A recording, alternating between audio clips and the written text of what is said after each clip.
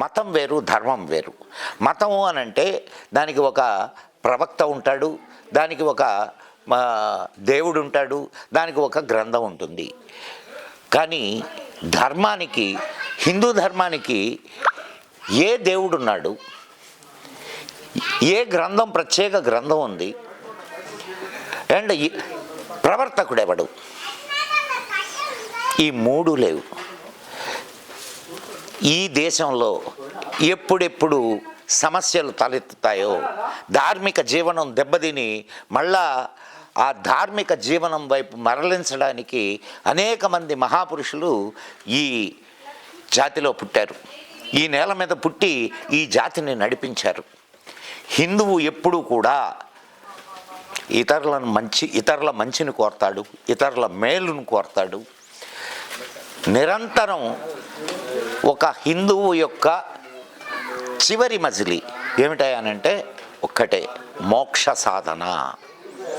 ఆ మోక్ష సాధన మార్గంలో ఇందాక మనం ఇంతకుముందు చెప్పుకున్నట్టుగా ఈ పుణ్యక్షేత్రాల దర్శనం, సత్పురుషుల దర్శనం, గురువుల మార్గదర్శనం, ఇవన్నీ తీసుకుంటూ తన జీవనాన్ని సరి అయినటువంటి మార్గంలో నడుపుకుంటూ ముందుకు వెళ్ళి తన జీవితాన్ని సఫలం చేసుకునేటటువంటి వాడే నిజమైనటువంటి హిందువు.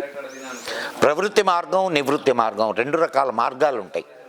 ప్రవృత్తి మార్గంలో ఉండేటటువంటి వాళ్ళు సంసారంలో ఉండి తన సంసారం చూసుకుంటూ తన జీవనాన్ని సాగిస్తూ ధర్మం తప్పకుండా నడవడం ప్రవృత్తి మార్గంలో.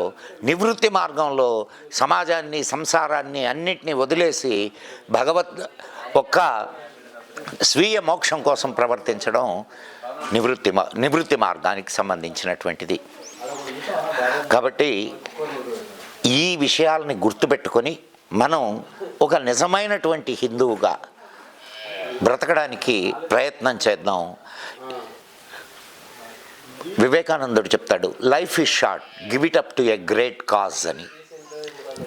చిన్న జీవితం ఇది, ఎన్నేళ్ళు బ్రతుకుతామో తెలియదు, కానీ దీన్ని ఒక గొప్ప కార్యం కోసం వినియోగిద్దాం.